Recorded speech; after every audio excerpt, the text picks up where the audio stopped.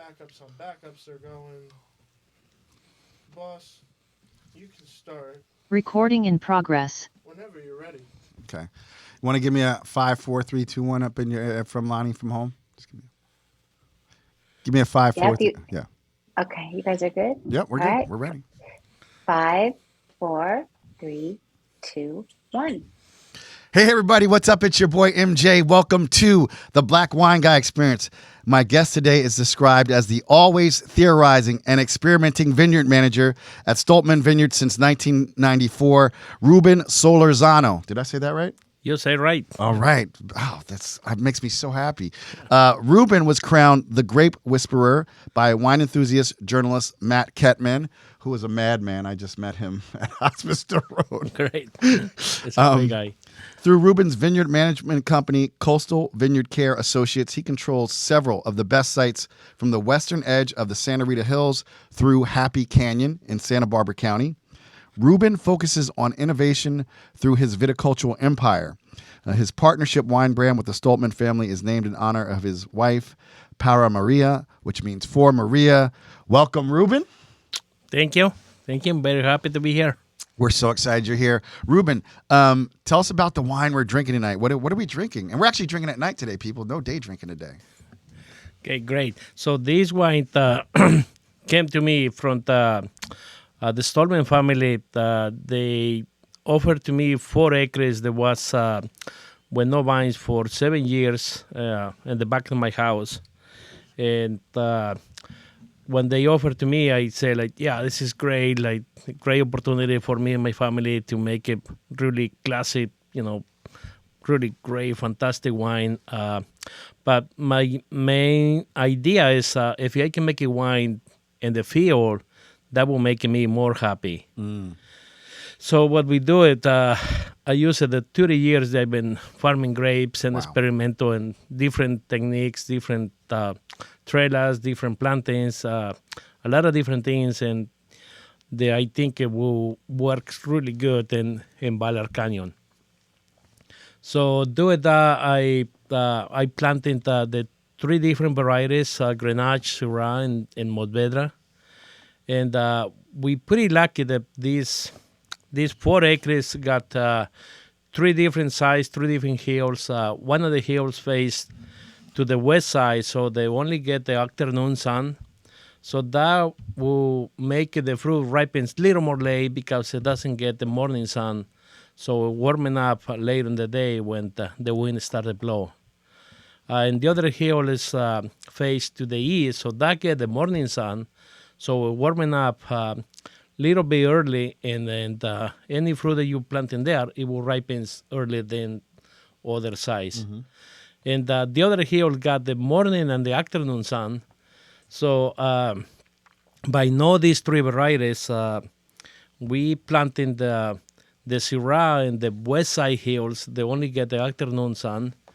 And we planted the Grenache in the east side hills, which is the morning sun. They warming up a little more. And the Mourvedre, because it's the more late variety of the 3, we planted in the hills where get the morning and the afternoon sun. So by doing that, the idea is to have these 3 different varieties ripens at the same time, picking the 3 fruit at the same time, and make a wine that we call co-fermented. So it's all the 3 different varieties. They started getting married in the fermentation when all the flavors, all the aromas, everything is happiness in the wine. Right. So you don't. Sometimes people will ferment them separately and then blend them at the end. You actually co-ferment. Co-ferment. Okay. And, yeah. Very cool. Well, it's going to be a hot one. It's going to be a good one because Ruben is a font of viticultural knowledge, but he also just has an amazing story. So, we're going to go way, way back before you became the Grape Whisperer, and tell everybody where you're from. Where were you born? Where were you raised? Yeah, so I'm from a little tiny village in Jalisco, Mexico. I'm the youngest at 11, so big family. Yeah. Catholic, huh? Yeah, for sure. Yeah. And you're the baby. I'm the baby. Okay. Yeah, I'm the baby. So it's a lot of a lot of benefits to me to be the baby. And that to be because of the younger, three of my older brothers are teachers in Mexico. So my older brother, Jose, he ended up to be my teacher in my last 2 years in high school. Oh, wow. Oh, that's cool. And the funny thing, he's teaching me in English, so I learned a little bit from him. So it really helps me to get started when I came to California, jump the fence like many people. So 11 children. Your parents were farmers, I read? So yeah, they are farmers. Okay. Yeah. Okay. And what type of farm work were they doing there in Jalisco? Like what, primarily vegetables? Was there any grapes involved, like wine grapes? No grapes. Most of it they farming corn. Okay. And they do a little bit of vegetables like pepper, squash, zucchini, but most of it's like his bigger operation is corn, and of course they have cows and horses and goats and sheep, like different animals that they're running through the farming there. Yeah. So for myself and a lot of listeners, kind of where is Jalisco in Mexico? Is it I'm familiar with Baja because I lived in California, so I need to go down the coast. But where would Jalisco be located?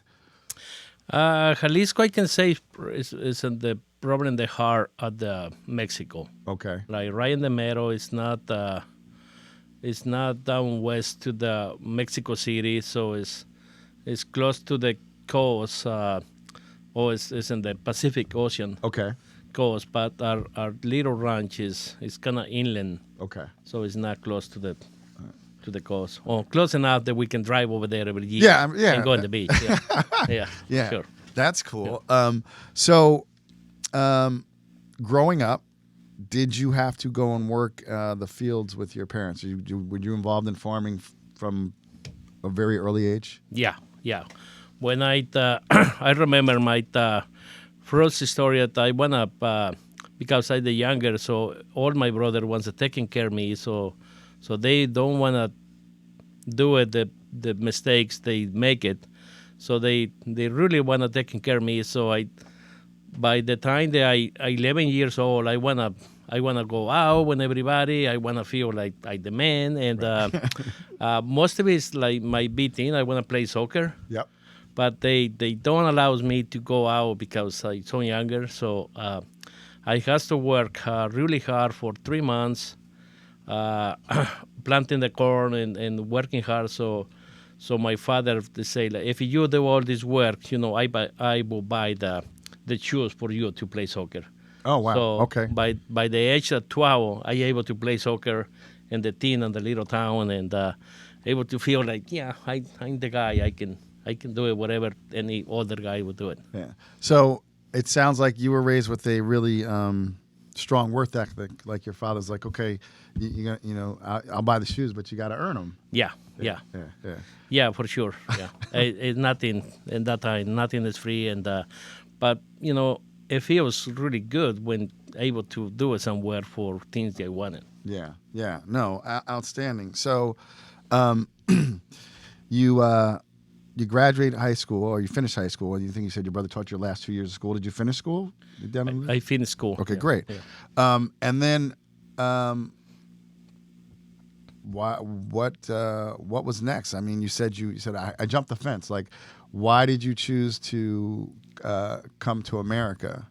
Yeah, so when I finished high school, I tried to go to college there. Okay. In Mexico, which is it's not my thing. I started college. I only last 1 month. After the month, because I was to go to the city and live in the city, and really in that time, like the city is not for me.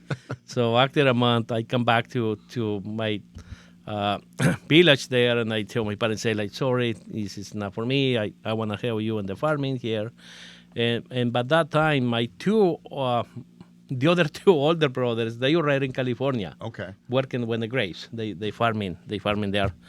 So after 2 years, I help my parents in the farming, all the operation there, the cows and horses and everything. So my older brother Marcos came and say like, if you want to go to California, I working in the grapes there and it's very interested. You might be liking this work. I say, sure, why not? Let's try. So I came to California and immediately like I started working with the grapes, pruning vines, and after a couple of weeks, I tell my brother Marcos, say like, I think this is me. Like, I like it. I think this is gonna be something, and I benefit from Marcos and Enrique, my two older brothers. They start teaching me what they learned in 5 years they have in California. So I like a little guy, little body, but I feel like a sponge in that time because I grab everything like. And then Jeff Newton, the godfather of the Santa Barbara County for the grapes, he's looking at me and like he start teaching me a lot of things and like and he can see like I can learn very quick. Yeah. So other than that, like the years pass and like able to in '94 start working on the Stolpman and they allows me to try a lot of different things. They really in that time Tom really opens anything to me. They say like anything that you think is gonna work, please do it. And we try. If it works, we continue. If it doesn't work, we don't do it. So I don't know, many things to come in 90. Yeah, let me ask you a question about that. So, what's it kind of, if you don't mind, if you'd share with people, like what the journey to cross the borders like? Were you walking at night? How did you walk? Were you smoking it on a truck? Like, we see all these images on TV, but like talk about like, one thing we know, it's treacherous. So that way, like it's very dangerous. Would like to please share that with people because your story is so amazing. I think it just amplifies everything you've done. So like, you make this decision. Your brothers were here. Now, had they at that point, and did they have green cards at that point, or were they also here? Did they cross illegally? They crossed illegally. Okay. But the time they came, they already have the green card. Okay. So.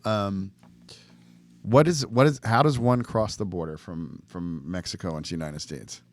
So I came to Tijuana. Okay. And in that time, I'm very lucky. The fence is not very high. Okay. And I also a little skinny because I play soccer. So I able to go out and the fence and go to the other side. Running after that for like 2.5 hours. Okay. And able to get a little town, Linda Vista, I think. Yeah. And, jump in the car and then drove to L.A. So someone was waiting for you? Yeah. Okay. Yeah. I went other people that tell me where to go and all of that. So what they call the coyotes. Yeah. Okay. The coyotes. Yeah. I think. And what was it that just had you? Because I don't know what happens if you get deported. I don't think you're in trouble with them. You're not in trouble with the Mexican government, are you? I'm not in trouble. No. Oh, I came to the first year when I came here. I jumped the fence. I get lucky. Yep. Get to Santa Barbara to San Ynez very quick. I went back to Mexico illegal and then come back again. Okay. So the second time, I get arrested 2 times. But in that time is, they get you across the border and they put in a jail for a day and then report it back to Mexico. They just throw you to the other side of the fence. Right. So I able the next day come back again here. So what? I'm just curious. So what year was this? Who was president then? What year was this? It's 1989. 99. 89. 89. So that's the first year. That was Bush. Yeah. That was Bush? But the first Bush. Okay. Yeah. Yeah. All right. So you mentioned you went up to Santa Barbara. So your brothers were working in Santa Barbara. Were they working for Jeff Newton at that time? Yeah. Okay. Yeah. Okay.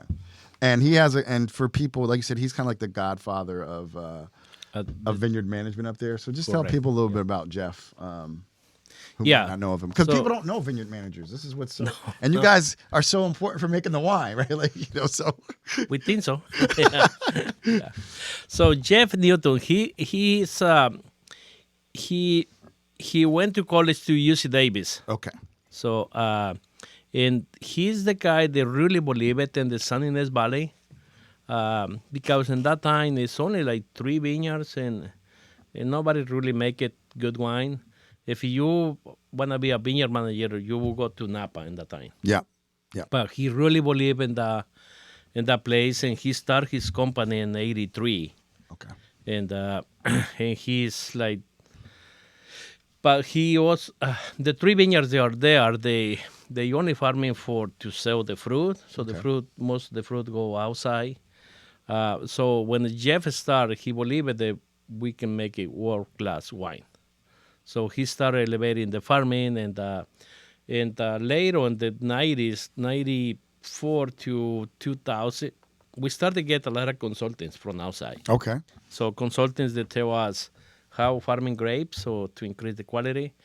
But the 2000, we started to see a lot of consultants that come in and teaching winemakers how they can make a better wine.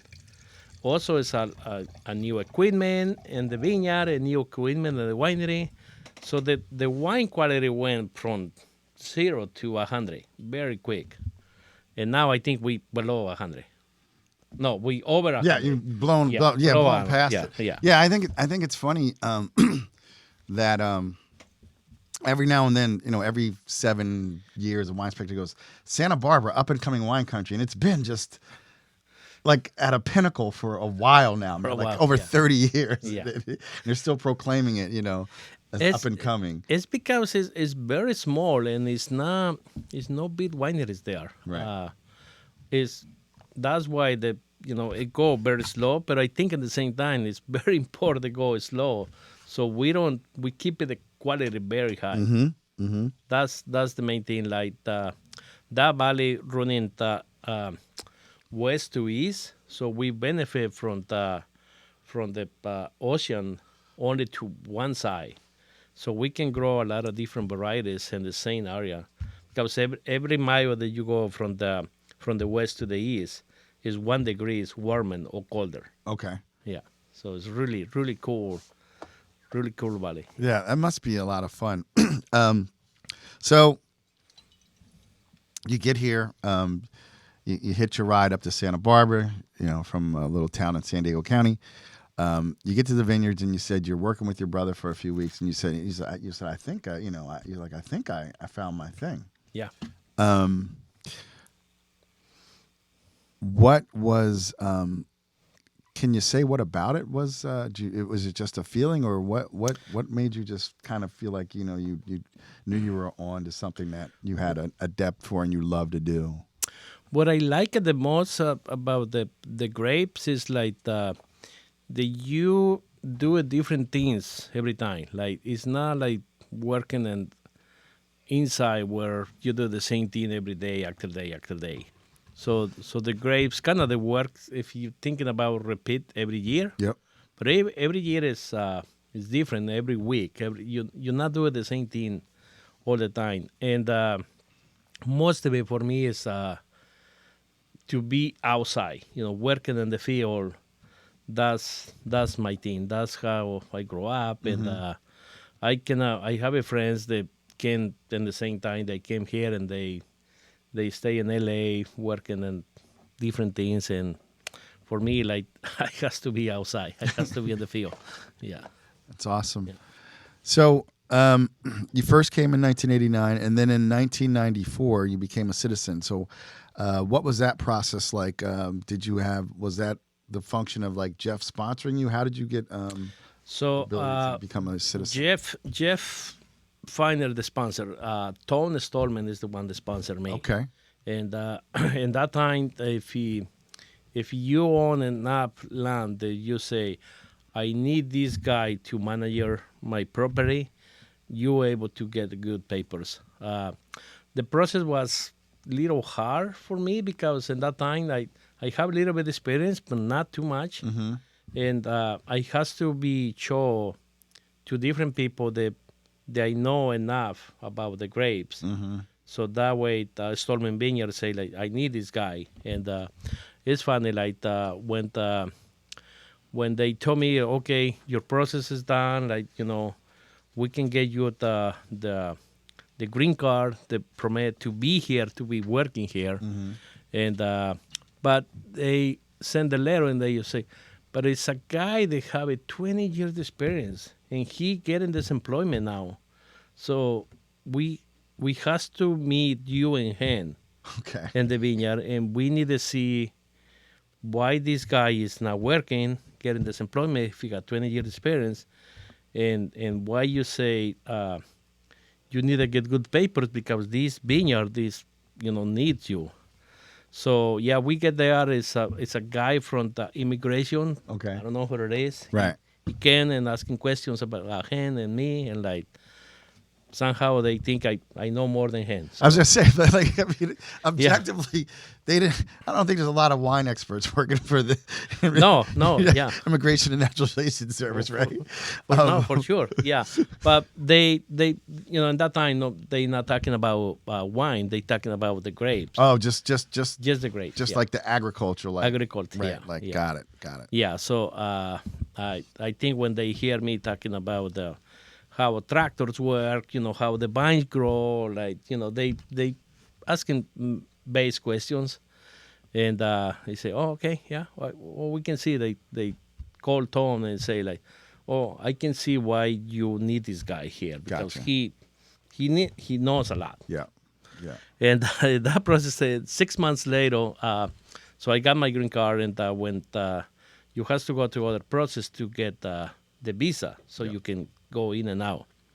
And they sent a letter again and said, oh, yeah, but, we got other guy here that got experience, and we need an interview again. So in that time, I called Tom and say, Tom, like, these guys are, like, I'm nervous. I said, this guy maybe knows more than me. So I say, don't worry, Ruben, I'll be in the meeting, So he drove from Palos Verdes to the vineyard, and then we have an interview, and the guy say like, okay, I'm sorry for making this again, but we don't need to do it again. Ruben, you're done. Like all the processes. Oh, cool. So All right, so I had you share a little bit about more Jeff. I read that you said pretty much everything I learned from Jeff Newton. What was it that made you guys have such a special relationship? Because he's worked with lots of other people before. Yeah. Well, I think it's all combined. The younger guy got energy. Mm-hmm. Jeff is the kind of guy that he's a professional. He like it. People do things in the perfect way. And in that time, younger, I got energy, and I always do it the way that he tell me to do it. I remember the first time when he put me in the tractor, and we gotta go in the middle of the roads and disking the soil behind, and he said, Ruben, if it's any curb in the side, you has to do again. So I working at Brander Vineyard in that time. Fred Brander. Fred Brander, Yeah. Pretty long rows, and the tractor is not the best tractor. So I make one line in his little curve. So he told me, he said, like, yeah, just to make it right, you go in reverse all the way to the other end and do again. Only taking me one time. I don't make the mistake again. So next row is straight. And I so proud of myself that he teaching me. Yeah. He also tell me how to do it. Yeah. And he say like, hey, this is right. And now I joking when Jeff and say like, remember when you tell me? He said, yeah, you do it right. Yeah. I mean, I think that takes a lot to be humble enough to take correction. And I think it says a lot about you, about how much you wanted to, like you said, you were like a sponge, like you wanted to do it right. You wanted to be, seems like you want to be very good at this from the start. Yeah, I think because it was my passion. I already have it. Two of my brothers working in the vineyards, and they tell me how grape is like the people around San Ynez Valley and how they respect the people that work in the field. And then after that, we started working with consultants that come in from, Stolpman hired Alberto Antonini. Mm-hmm. He's a really famous consultant. And started working with him. And I remember the first time that he came in, we walk in the vineyard with everybody and talking about try this, do it that, how he see do it. And the second time that he came, we walk with everybody, and he intentionally went back and pulling me on the side, and then we start talking in Spanish. So nobody knows what we're talking about. Right. And he tell Tom and say Tom, this is the key. If we can work with Ruben, he will be able to get the ideas and change this quality fruit to make a better wine. What was so Antonio is from Alberto and Antonini is from Italy. What grapes was he consulting on? Was he just because I know in Santa Barbara, like you said, they grow everything from Burgundian varietals to Italian varietals to Bordeaux varietals to Rhone varietals. So was he consulting? Because I know there is Sangiovese on Stolpman's property. Yeah. So he consulting for the vineyard, everything that we grow in that. Oh, everything. Okay. But he specialized in Sangiovese and Nebbiolo. Okay. Yeah. So in that time we have it 13 acres of Sangiovese and 10 acres of Nebbiolo. Right. Now, that was so he wasn't the only major consultant from France you worked with. You Michel Roland? Yeah. Okay, so what was the Michel Roland? Yeah, so in 2003 I started working in Jonara Vineyard. Jonara is the property next to Stolpman, there in Ballard Canyon. And working very close with Matt Dees, the winemaker. He started that year there too. Matty Dees. Yeah. Jonara. Yeah. The pairing. Hilt. Yeah. Okay. So working with Michel Roland is other great experience for me because we testing the wines with him. He do the blends, and I able to sit down at the table with that famous guy and try we try a lot of wines, and we try his blends and the way that he do it. He also teaching me a lot about the grapes and the farming. One thing that I never forgot that he tell me the vines are like teenagers. Okay. They grow up every year. Right. Every year it's a teenager they grow up.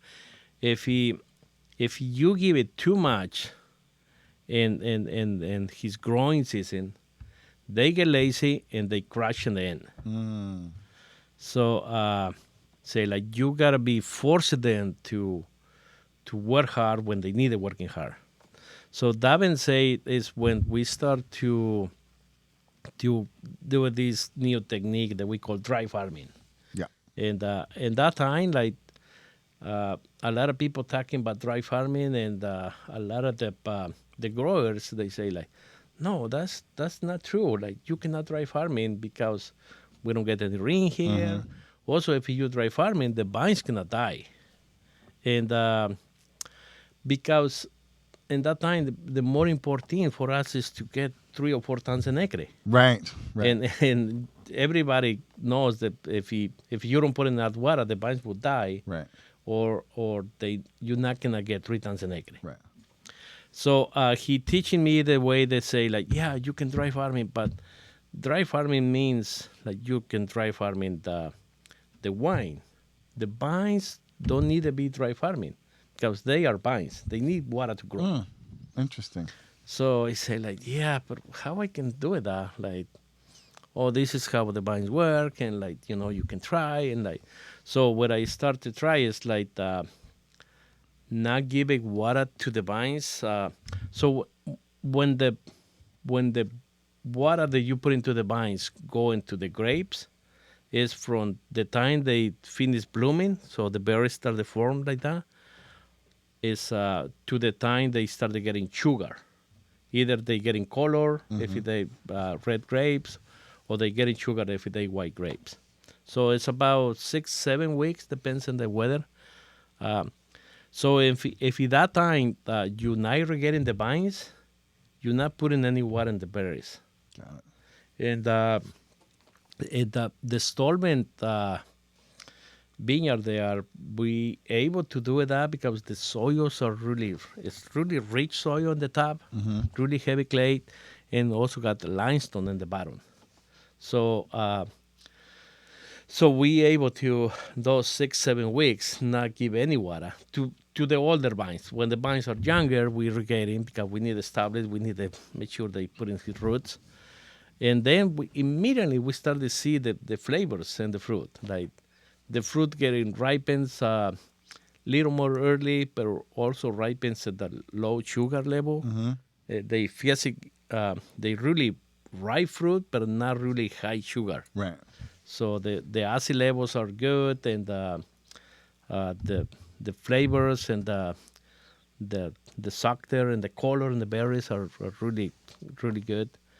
And then I start to adapt to that, so I can see when the younger vines, they 4 or 5 years, you need to give it water through the year.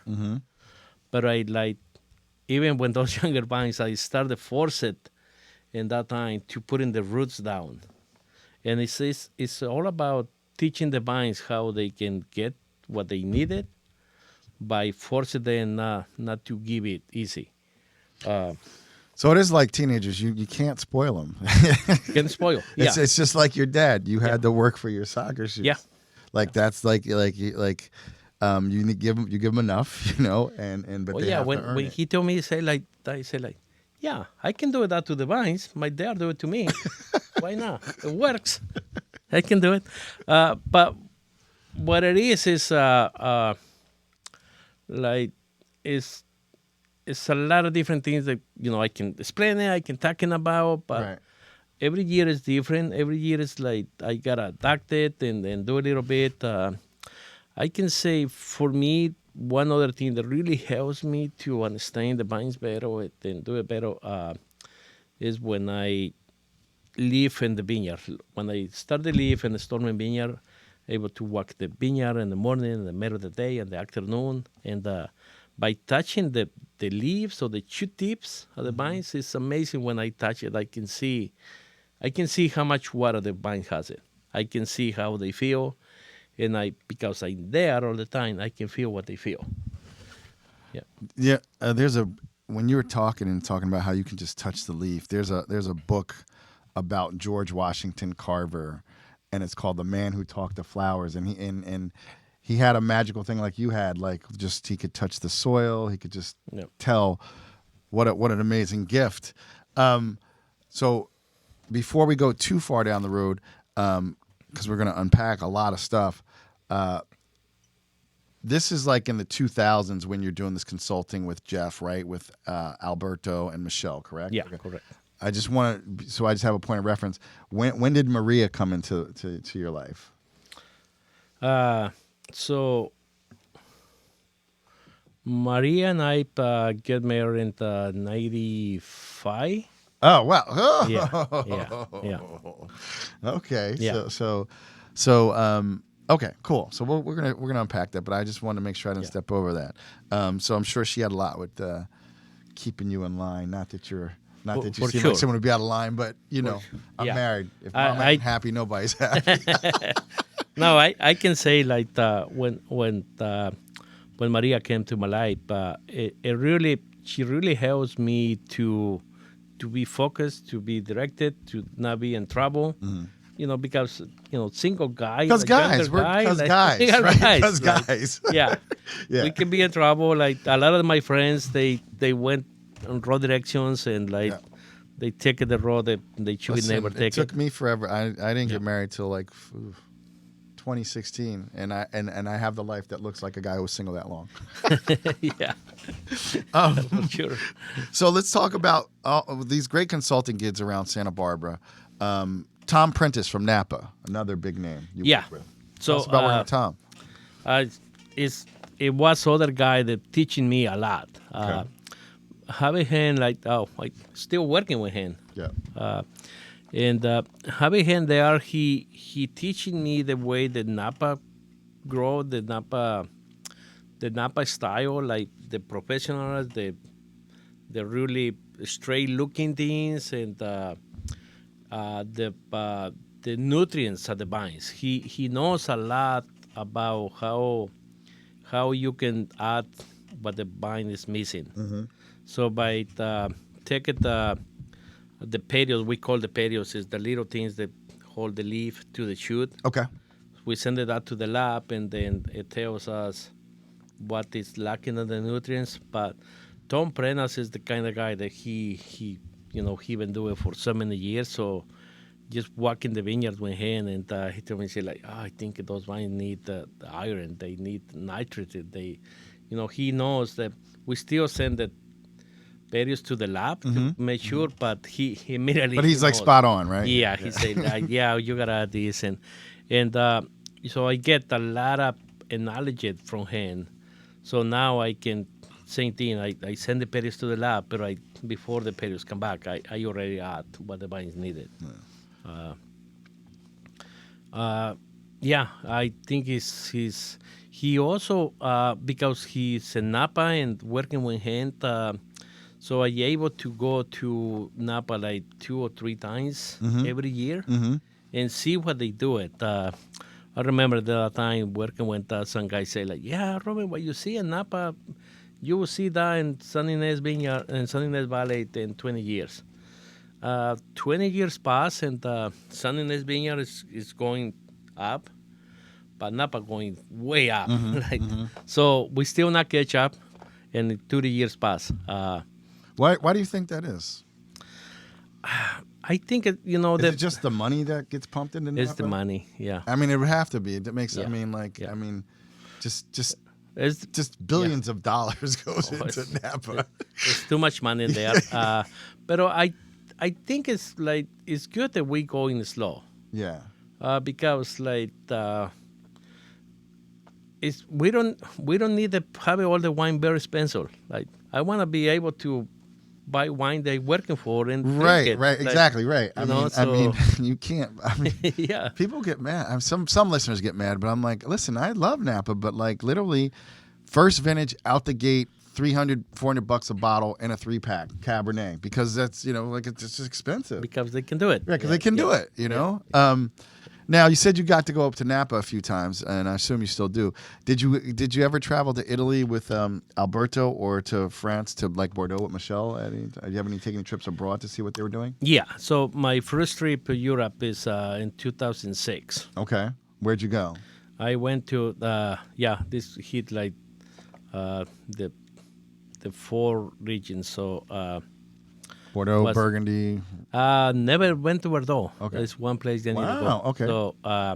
So Burgundy and the Rhone Valley. Okay. And Tuscany and Piedmont. Oh wow. Okay. Yeah. Okay. So a lot of good memories from that time, and a lot of ideas they brought back. What most, like, when you went to the Rhone Valley, because I mean, you guys at Stolpman do a fair amount of Rhone varietals. What did you notice, or what was something that struck you on when you're visiting the vineyards there? I remember my first time in the Rhone Valley. I went when the Stolpman winemaker in that time, Sashi Mormon, and the first day I see the vines, how they planted in the hills, everything. Let's say like, Sashi, why we do it Rhone in California? What do you mean? Like, everybody tell me that we planting grapes in California because they do it in French, and they, but they do it different way. Why we do it like 10-foot rows, 12-foot rows? Like, it's because the tractors, and like, I tried to joke and at the same time getting answers. So what I get from there, working in the vineyard went, what's his name? In the Rhone Valley, René Rostaing. Okay. So I visited his vineyard and, working with him. And I immediately, when I come back, Tom came to me and said, Ruben, what you see there that you would like to do it here? Say, Tom, we got a plant in the vineyard like the Coroti. Like exactly the same that René Rostaing does.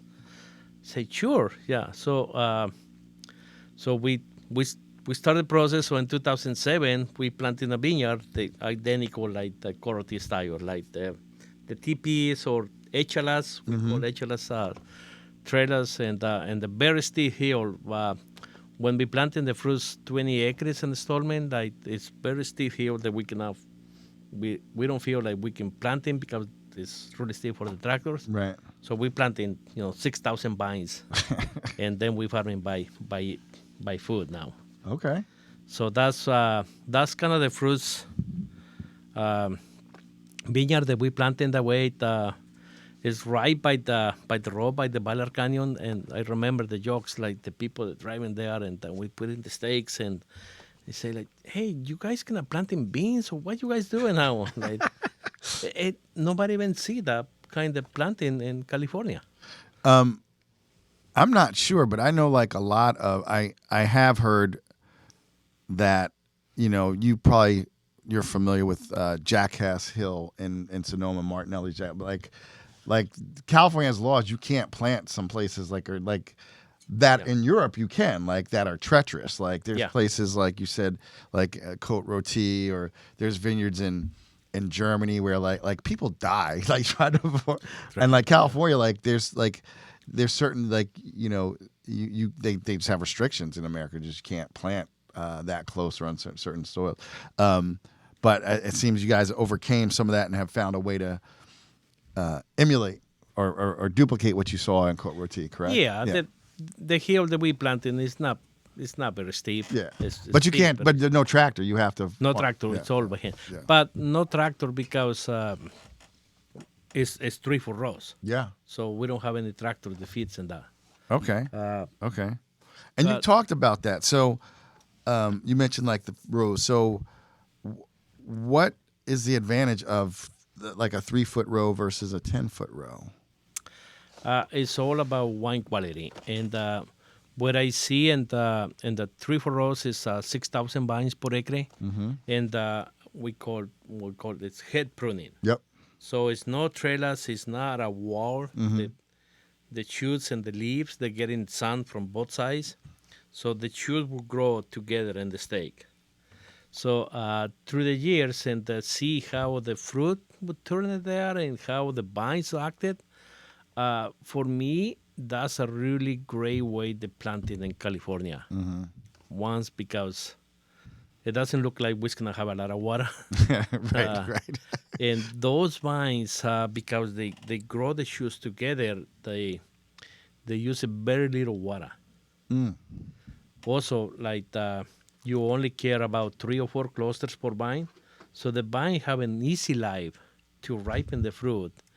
And doesn't need fertilizer, doesn't need water, doesn't need, that block we were getting the fruits 5 years, and after that, like some years we were getting 1 time, some years we were getting 2 times, depends how much rain we got. But the vine will grow, and they grow to the top and stop, and they don't need much because they get very little fruit. Yeah. And the leaves, when the leaves are together, when they're not getting the straight sun, and they don't evaporate and they don't lose the water from the soil. Cool. So that's a great benefit. Yeah. For the vines and the fruit. Yeah. You know what, Rube? We got to take a quick break, and we'll be right back. We're gonna just keep having this amazing conversation with Ruben, the Grape Whisperer. We'll be right back. All right, we're back. So, Ruben, so you were working for Jeff's management company, and then in 2004, you started your own. You partnered with him, and you started Coastal Vineyard Care Associates. Is that correct? Yeah. So that's the start in the 96 to 99. Okay. Jeff, I think he saw something in me that making me a partner. Yeah. Wow. So he said, I need to have you in my company because everything that you learn so quick, everything that you know, he might be thinking that if I not be his partner, you ain't gonna be his competition. It can be competition. Yeah. He's like, this kid is younger than me. He learns like a sponge. Yeah. But also, he gave me the opportunity to me that then nobody will give it to Right. to me. Right. So I really like, I love Jeff and I respect him too much because other than he teaching everything that he knows to me, and I get all his ideas and I able to keep working and try new things. He also making me a partner, Yeah. and it's not easy. Nobody does that. Yeah. Yeah. Yeah. I mean, let's talk about this whole thing. So how did the Stolpman family come to sponsor you even? How did that happen? It's almost like it's like, Yeah. it's like a fairy tale almost in a lot of ways. You know what I mean? Were you working for Stolpman just through Jeff, or how did that? Through Jeff. Through Jeff. Yeah. Okay. So Jeff, Tom Stolman hired Jeff Newton to plant in his vineyard. Got it. To buy the land, buy the property, and plant in the vineyard. So in '94, Jeff came to Tom and said, "Tom, I have this younger guy that need to be a sponsor." Wow.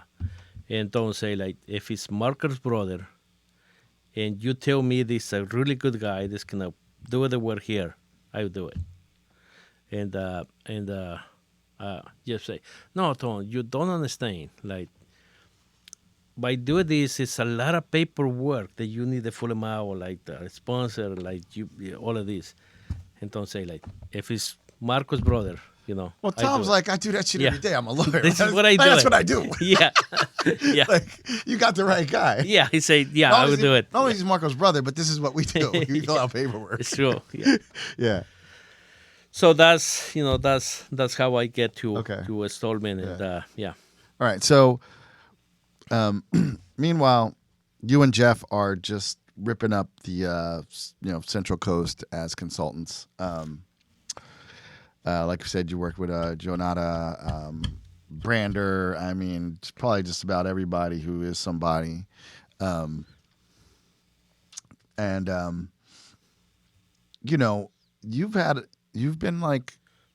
You're one of those guys, the guy behind the guy, but you've been in people have known about you for people who know you in the wine business. You know what I mean? Like the Vineyard Manager, people know the Tony Abreu's, they know the Ruben Solorzano's. Yeah. They know the Jeff Newtons. So in Forbes, let's talk about how did you make the move or not make the move? How did you slide into making your own wines? Yeah, I think it's people started knows about me because I love wine. Yeah, I remember 2001 is one of the years when I start get more into the wine, and I say yeah, why I drinking tequila and beer? I can drink really good wine. Yeah, but you drink good tequila too. I still drink tequila. Yeah. But you're drinking more wine in 2000. Yeah.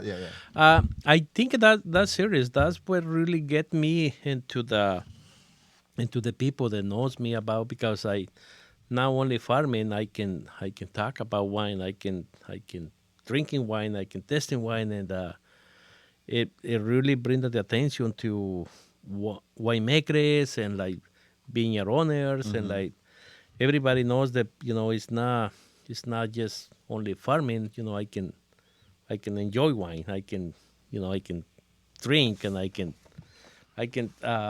have and the funny thing about this is that by drinking wine, by testing wine, it really helps me to be a better farmer. Yeah, I mean you literally, I can see that. I mean, the best way to learn about wine is drinking it. It's not in a book. Yeah. And then I make shit up all the time, but I could see if you start drinking the wines vintage after vintage, and you see what the final blend was, you see what the alcohol was, you knew what the acid was. By drinking the wine, you can make adjustments vintage to vintage. Correct? Yeah. No. By drinking the wine, it's like tasting. Doesn't need more salt. The more you do it, you're able to kind of regulate. For sure. When I taste the wine, I know the work that we do in the vineyard in that year, so I can adjust the work a little bit, one way or the other, based on the wine that we want to make it. Yeah, yeah. Yeah. So we have this. He has this beautiful Magnum. Look at Ruben flexing on there. So El Padrino. So my Spanish was Quadrilla. All right. So in 2003, you were quoted in Forbes as saying, "We made the first vintage of La Quadrilla in 2003, but we realized that the training Quadra was usually about 2 acres. It produced too much wine." So Quadrilla means crew. The crew. The crew. Okay. And their friends and family every year. So, talk about Quadrilla. Talk about the crew. What is the crew? Yeah. So one time when Tom came to the ranch and then we have a barbecue there, he told me he even keep telling me say, Ruben, the reason I planting a vineyard and I have this, because I want to be able to make it the life better for everybody that working here. Mm-hmm. So so I have this idea about if I give it to the crew some rows in the vineyard where they can make decisions and they can farm it, they can do it whatever they want. They will listen it better to me, and they will come and be a farmers, not like follow orders they give it. Mm-hmm. So it's funny. The first year we give it those rows, and I don't tell anything. So they literally leave all the fruit and the vines. They pound the water. They so proud of the cluster. Looks huge. They're huge, right? Huge, big cluster, big berries. They strip all the leaves on both sides, so they get they can see a wall the fruit, and so we harvested the fruit, make the wine, and a year later we come back. The winery team come back when the wine they make it and the wine for Stolpman. And it's so funny for me to see a lot of these guys. It's the first time they drinking wine. Right. Okay. And awesome. even when they try his own wine, they say no good. So from the back they came to me and said, Ruben, the Stolpman wine that we farming has less fruit, but the wine is better. Our wine is not good, but the fruit looking really nice on the vine. Can you teaching us? I said, okay, next year we do it. So next year they say, do the opposites. We're not going to put in water. We leave only one cluster for shoot. And then the second year, the wine came really good. So in that time, we used a label. This it's a square label. This 4 hands, like a hand, like that. But now the wine doesn't have a label to sell. Right. It was just for friends and family. Yeah, friends and family. Okay. So we make the wine, we give it back to the crew. So they end up to have too many cases of wine. And I started to see the wine in the quinceañeras and the weddings and then all the parties and the Mexican parties. And they so proud of. They can bring the wine to his parties. Yeah. The wine they make it. Yeah. So so that's how we start, and we keep make it. Later on, the club members they find out about the wine, and they say we want this wine, and so it took us 2003. So the 2009 that's kind of the first wine that we make it. To sell. Commercial, yeah. Commercial, yeah. So, how did that, and everything just seems so collaborative between you and Jeff and the Stolpman family. How did you guys, the first label, how did you come up with it? Was that a collaborative? Was that the squad? Was that the crew that kind of, did you present some samples and they voted on it? How did you guys come up with the original? So the first wine they have a label to sell. All started in 2008. Peter came to taking over the business, and like they really have a really hard time. How was that? This like young guy, big tall redhead. You've been doing this for years. Comes up. It he completed my dream. I can say in that time, but when he came on board, like they go through really difficult times in the vineyard, and so in 2010 he finally get other bank that they give it refinance or give it loans to continue the operation, and so I tell Peter, say like, okay, now that we, that you got money from the bank, like you gotta come into Jalisco and see my little town there, and little town, little ranch, and so when he was there, we drinking tequila, maybe too much, but the great thing is about like the village there, we throw a little party in my little house there, and like I don't spend any money in invitations. Everybody show up. Right. Like they know spirits there, like the Stolmans are there, and because a lot of the people working in the crew, they from the same area there. Okay. So all the money they make it here, they send it back to his family. So it's so many people that benefit from this Stolman Vineyard operation. Mm-hmm.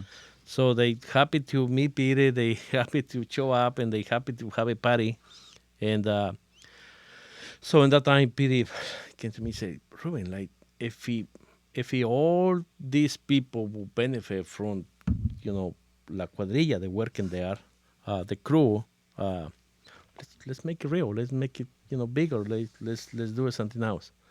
So when we come back from Mexico, he able to do a blend of the 2009 wine and put in the bottle that starts sale, and Amazing. So, in addition to La Cuadrilla, and it's four hands. Is that like who is like? Obviously, it's expanded out, but like who are the members? Like there's Three Musketeers. Who's like the original crew? Who is like your partners in wine? Yeah, so we have people there. They've been working for 15 years. Wow. 16 years. Yeah. Yeah. So, it's shout out to crew, man. Shout out to crew, man. They're gonna listen to this and be like, they want to hear their names. It's like the Oscars. You gotta have like, I want to thank, and I want to thank Jose. I want to thank Hayes. Like, you gotta shout out the crew right now, man. Shout out to squad. okay. Yeah. I can say. First of all, you gotta say Maria. It's all over. I can say like we have the same people working there, but we always have a like turnover. Like maybe of course. I don't know, 3, 4, 5, maybe 5%. Yeah. We have new people. We also been increase our work, so we get new people all the time. And but the main thing is like we have people they've been working many years and they focus. We got of course Maria, like she's like putting everybody in like focus at the work they do it.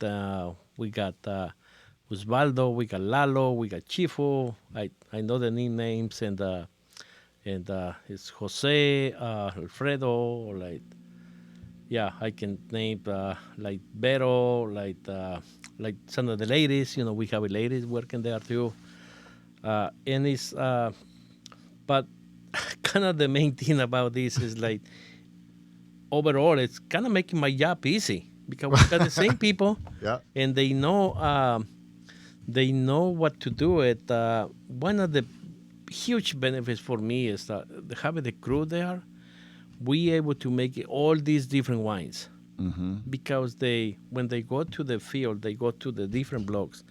They know that block is gonna make this wine. That block is gonna make that wine. So they know what work they need to do it. And it's really easy, and also they really care about his job because they know that they also is gonna make the cuadrilla wine, the crew wine. So, like they really care about the quality of the work they do it. Yeah. I mean, I don't want to assume, but I think the reason you get to work with, I mean, you guys work with every major Ballard Canyon vineyard, Jonata, Larner, Russack, Kimsey, Harrison, Clark. Yeah. And I think I heard you say, and the ability to do that is because you have people who've been with you so long who know what to do. So you can send out groups to these vineyards and they know what to do. Yeah. Correct. Yeah. And would you say that's a direct result of when you were able, you and Pete came with the idea to like give them vines and let them make the decisions? Do you think that's the best way for people to learn, is let people make decisions and then learn from them? I'm pretty sure that's kind of the main thing that make these people thinking that, my job will make a difference. When before we do it, that is the job that you come in every day in the morning and somebody will tell you what to do it.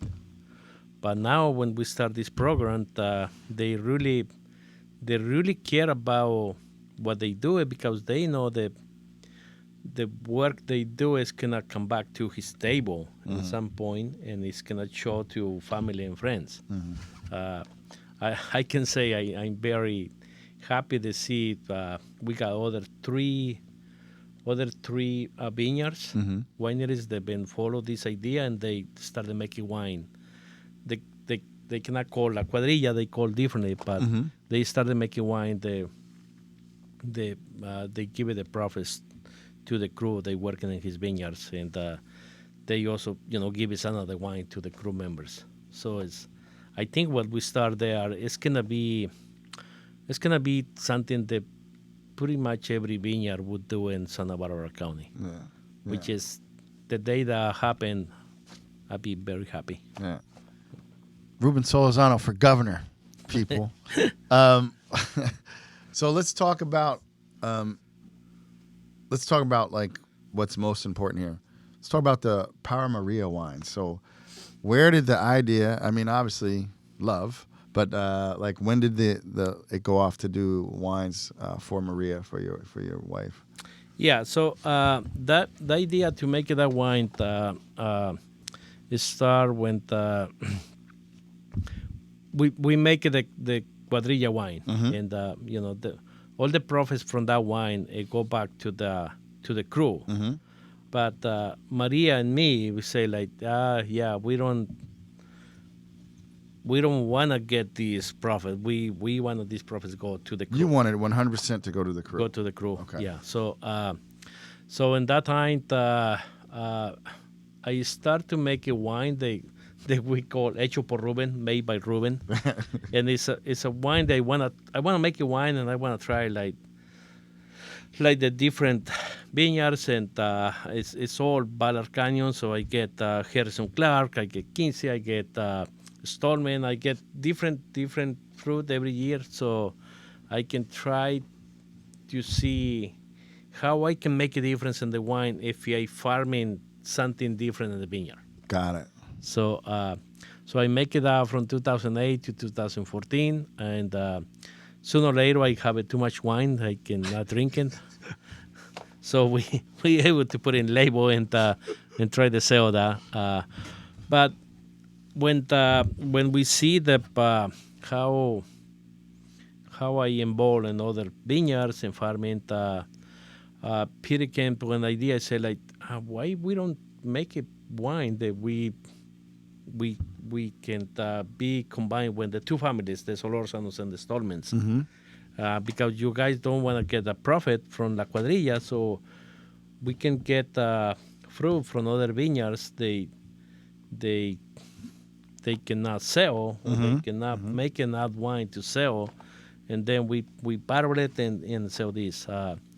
The name came one day or one night where we drinking tequila again under the tree there, and Jessica, Spirit White, and my wife Maria, they drink tequila. They call each other Patrona. So they take a chops, and we have the mariachi there, and like the other sounds start, and other chop, and they, like Jessica say like, oh, sorry Maria, like I cannot drink anymore. That's too much. "Oh, come on, one more, one more, Patrona."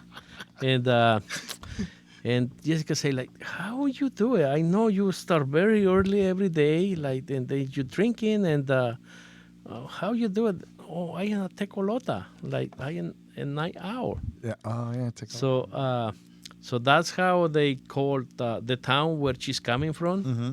They called it the night owls, the tecolotes, and that's because the town where she's coming from is a little bigger town, so they got electricity first. When my village and other little village around there, they got electricity later. So they can start his parties at 10 o'clock in the night and go into 3 or 4 in the morning. Okay. Our parties has to be shut down because we don't have electricity. So we party a little bit in our village, and then we go to Santa Cruz de las Flores to continue. And they, everybody in the valley there, they call the tecolotes. So that's how we came when the idea they call this wine tecolotes, and then we call the Para Maria de los Tecolotes. Yeah. So how many wines are you making with the Stolpmans under the Tecolotes label? So we only make it two: the red Para Maria and the rosé. And the rosé. Para Maria. Yeah, Mm-hmm. yeah. And was the rosé just rosé's popular? Was it just a decision, or just like through your travels, you just wanted to really? Well, it's fruit that they farm in other vineyards. Mm-hmm. So we able to buy this fruit by doing fruit thinning, by kind of like help get the fruit because they don't have a place to put it in, and that's how these wines start. So we able to get really good fruit because I farm. I mean, I'm look who you're farming. You're not on the 101 in those Kendall Jackson vineyards, bro. You're like prime real estate. Yeah, no, we able to get really good fruit and a really good price. So we're able to sell this wine for very decent price. Yeah, no, they're wonderfully priced, and the quality is so high. Yeah. So yeah. Like summer's coming up. That rosé, I had it last year. Like, what do you pair your wines with? Because they're also, even the red is it's just between 14 and 14.5, and it's good acidity. Like, what are some of your favorite pairings for your wines? Besides tri-tip. It gotta be carne asada. Exactly. Yeah. No, I think like the rosé wine, you can pair it. We normally pair it with ceviche. We love ceviche, and we pair it with that. But that wine, we can pair it with food, or we can just you can just drink it. That's just like drink it all summer long. Yeah, the red Para Maria is because we do it the 30% carbonic fermentation in the Syrah, and then so it's that crunchy. blend is It gives it that little kind of crunchy bite, bite. So you can pair that with so many different things. Maybe the beef steak is maybe too much, but with chicken and the barbecue and any vegetables and even a little bit of carne asada, yeah. But it's a really I love that wine because it's powerful and it's balanced, but it's not really high alcohol. So we've been sipping on Sun and Earth, which y'all know this is I'm gonna try to be as spontaneous as hell. I didn't even review my notes. I literally come in and read these for the first time. So Sun and Earth, that's the English translation of your name, Solarzano. Yeah. Oh, that's amazing. That's so cool. Been open for over an hour. This is a 2019, and it is a MSG. It's a Mourvèdre Syrah Grenache. We're coming in at 42, 42, and 16. All Stolpman Vineyards, Ballard Canyon. How did this project rather, this is a perfect time for drinking right away. Start at 6, 8, I haven't had lunch, getting that little buzz on. How did this project come to life, the Sun and Earth? Yeah, so because we make the Para Maria wine, and it's really approachable wine, and it's coming from different vineyards the farming. But Peter would say he knows me, and my idea me to be Ruben, to be successful guy. I want to make it like world class wine. Mm-hmm. And so we have this idea about maybe having 1 ton the fruit, 1 barrel from Honara, 1 barrel from Harrison Clark, 1 barrel for Stolpman, and 1 Quincy, like, and then make it the super Baller Canyon Syrah. But we don't think it's gonna work because it might be 1 barrel that we like better than the other ones. So by that time we thinking, so I said like, oh, Ruben is the vineyard. Like, if Ruben is gonna make a world class wine, he has to have the vineyard. He has to plant the vineyard. So throw those ideas, and then we looking at the vineyard, and we see 4 acres is been empty in the back of my house. And Peter and Tom say like, oh, Ruben, like, we got this 4 acres, like, it's your land, like, planting whatever you want, like, this is yours. And like, so I get one of the wines that I love the most of it all the time, every year, is La Croce, which is it's a co-fermented wine that between 50% Sangiovese and 50% Syrah. Okay. So I always have this idea, if I ever, have a vineyard and I can make a wine, I would do some co-fermented wines. So that's why I came with this idea to plant in Montvedra, Syrah, and Grenache. Right, and you broke down like you specifically wanted certain exposures for each grape so that you could pick them at the same time. At the same time, yeah. Knowing how the grapes ripen there in Baller Canyon, I can see when Montvedra ripens or Grenache or Syrah. And lucky these 4 acres got there's 3 hills, different exposures. So I able to put in the one that need more sun or ripens late where they get more sun, and the one that in the middle put in on the morning sun, and the one that ripens first put it in the afternoon sun, so get less sun. So far, we've been able to pick in the Syrah and Grenache together, and Grenache and Montvedra.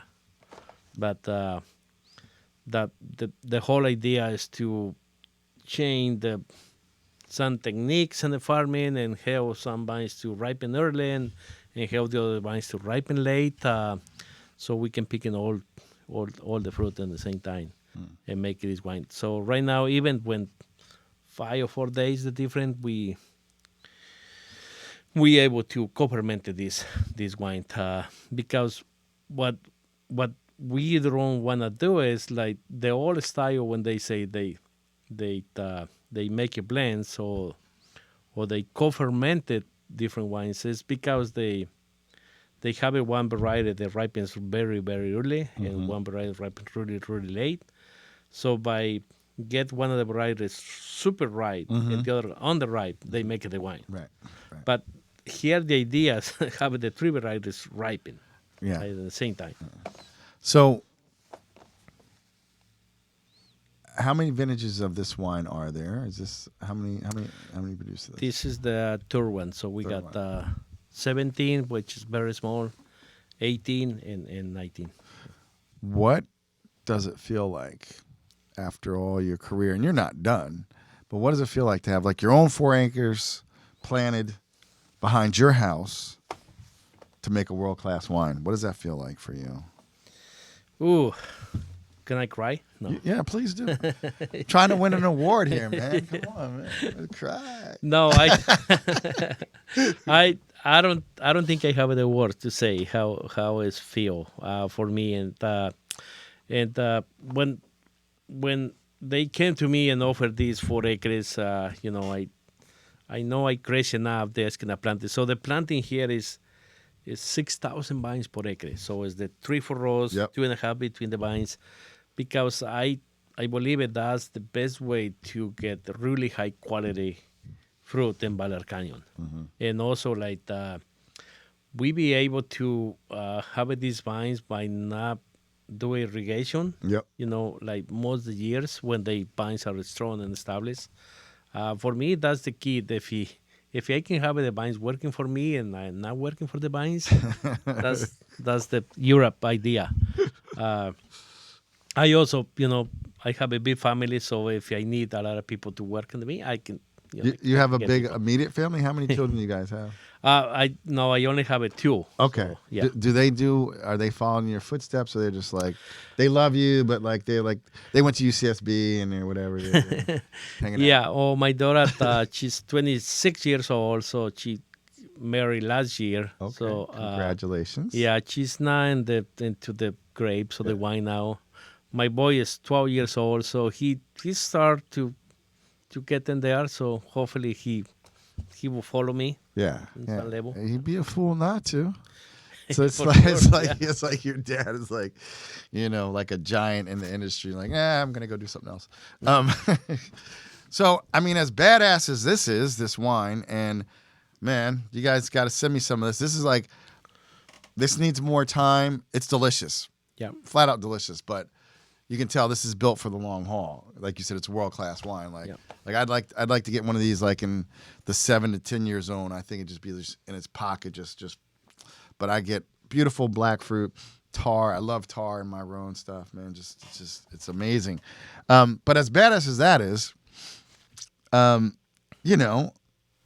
on Instagram all the time. I was following you before I even had a podcast because I was like, who's this guy, Ruben? He's a Grape Whisperer.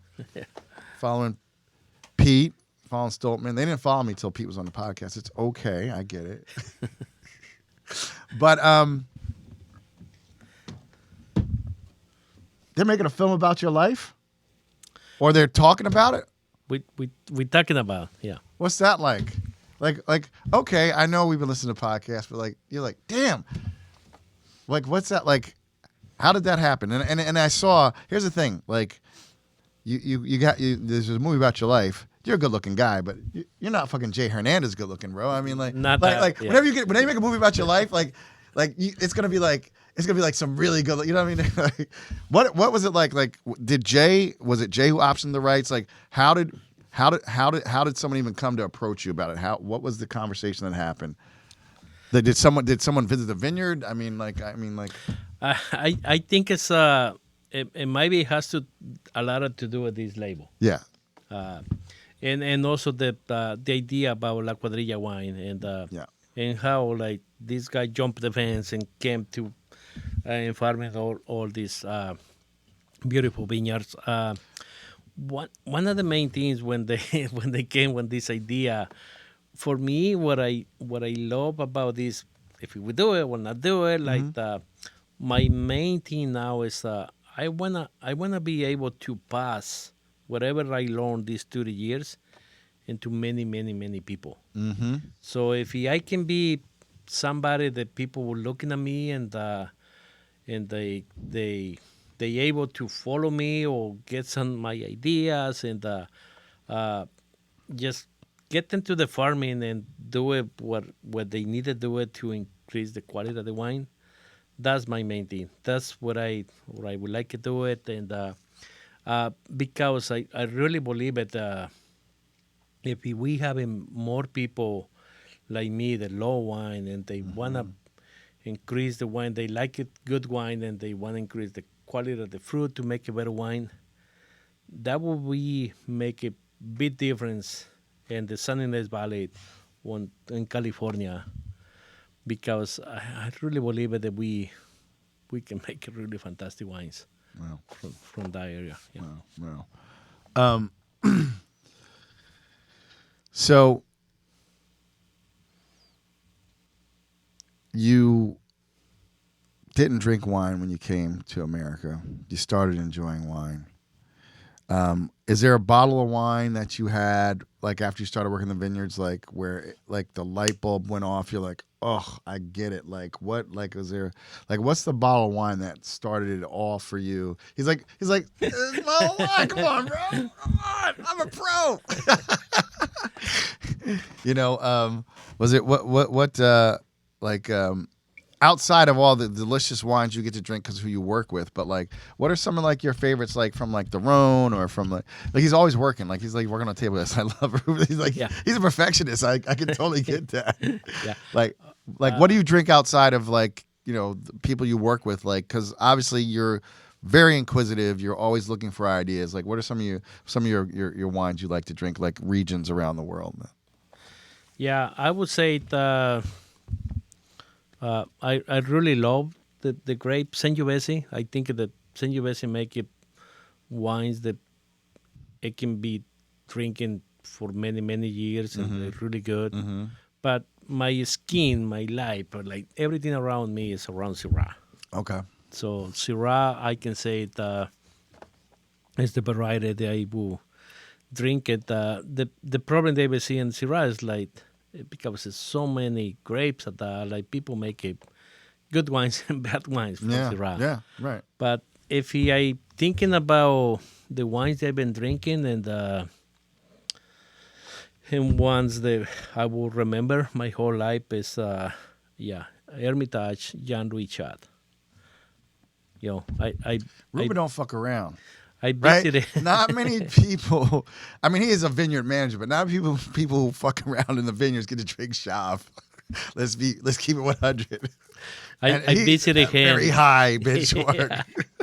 Yeah, I visited him in 2006. And he visited him. Not many people in the world get to go. It's one of those places you pull up like no visitors. Yeah. No, I went to his house and we get down to where he have the winery of the wine and the like, cave, the cave, So drinking those wines from the barrels there is like it's a thing that I know I do it a year and I probably not gonna be able to do it again. Yeah. But I remember when 2016 I went back to there and like we in the Rhone Valley in the Burgundy Valley like maybe too many days. Mm-hmm. So after 5 days they are drinking Pinot Noir and Chardonnay. We went to dinner and I told the guy, say like, I love Pinot Noir and Chardonnay, but I'm so tired. Like, I need a good Syrah. So drinking Jean Louis Chad 2010 Syrah is like the bottle that I still remember. And then I don't know, the wine is so great because it sounds to me like it never given up. Like you always have something new, something better wine, something that you like better. And so, try the wines from the club. Okay. Like, Club. Mm-hmm. try his winery to able to visit the winery and try from the barrel and try those. It's amazing. I would say those, the club wines and the Châtelet and Chaillot, the Balthasar, like it's different Syrahs, different wines, but it's like that's kind of what I hear it now. Like if California can make those kind of wines, we all be happy. We all will be happy. Yes, California, make those wines. Wow. Ruben, thank you so much, man, for coming in. These cats came straight off the plane, and you can see we're not in our typical studio because they flew into Newark. They came down to Jersey Shore, and they're about to go out, rip up New York, and then then go to a grand portfolio tasting for Skurnik. So like they are in and out and coming in hot.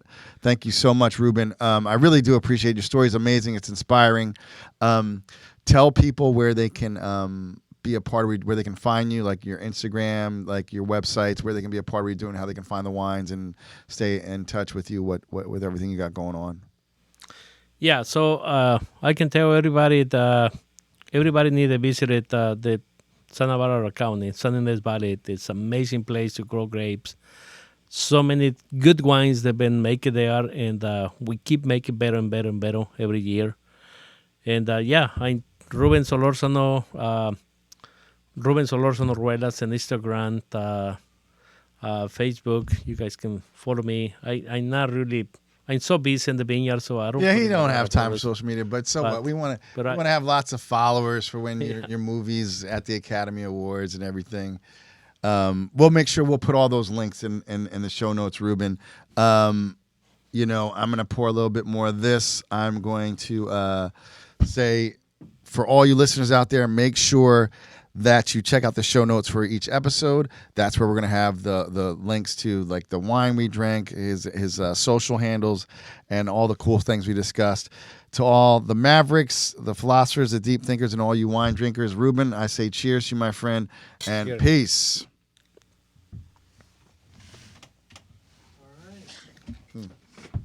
We're clear. Great job, my Nice. friend. Well done, you